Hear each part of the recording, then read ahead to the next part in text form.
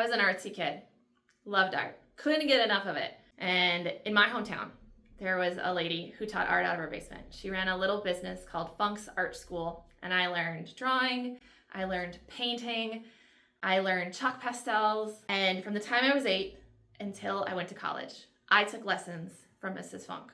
I learned more from that little art school than I did in all of my college classes. But here's the thing, not every town has a Funk's Art School.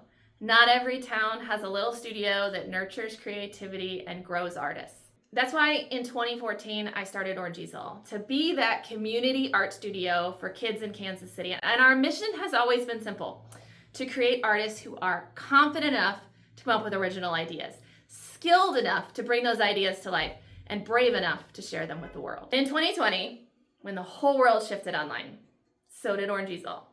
We created something absolutely amazing for our families. It became the Creation Nation Art Club, a way for people, no matter where they live, to experience Orange Easel community, connection, and growth. So if you've got a young kid at home, this is for them, because every kid deserves a place, be it Orange Easel, be it Funk's Art School, be it the Creation Nation Art Club, where they can be a part of a community of creators and a nation of makers.